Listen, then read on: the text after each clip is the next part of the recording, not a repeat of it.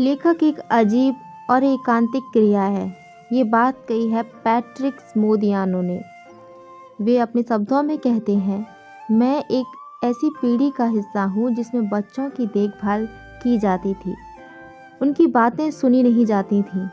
उनकी बातें कुछ खास अवसरों पर ही सुनी जाती थीं, वह भी पहले से अनुमति मिलने होने पर।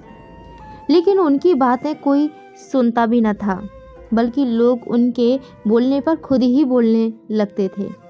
शायद इसीलिए बोलने में हमें कठिनाई होती है। हम कभी संकोच में बोलते हैं तो कभी इतनी तेज़ी से बोलते हैं कि मानो एक भय हो कि किसी भी समय हमारी बात को काट कर कुछ और बोला न जाने लगे।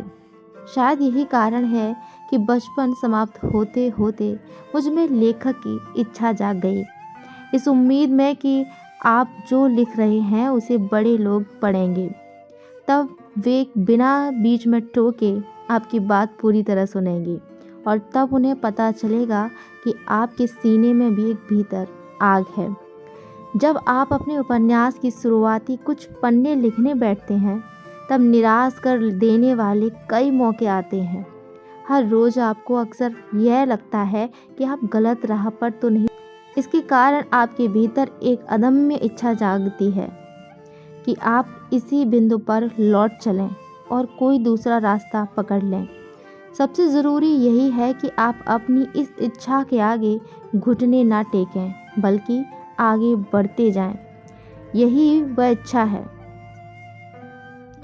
यह उसी तरह है जैसे सर्दी की रात बर्फ़ के ऊपर शून्य दृश्यता में कार चलाना। वर्ष लेकर वापस नहीं जा सकते, आपको आगे ही बढ़ना है और बार बार खुद को यह भरोसा भी दिलाना है कि सब ठीक हो जाएगा। जब आपकी किताब पूरी होने वाली होती है, तब आपको महसूस होता है कि उसने खुद को आपसे दूर करना शुरू कर दिया है और अब वह खुली हवा में आज़ाद सांस लेने लगी है, जैसे कि गर्मी की छुट्टियों की ठीक पहली कक्षाओं में बैठे बच्चे।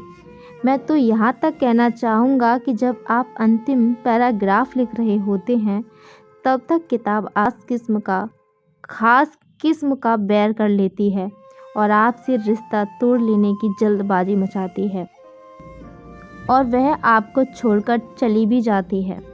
बमुश्किल आपके पास इतना वक्त बचता है कि आप आखिरी कुछ शब्द लिख सकें।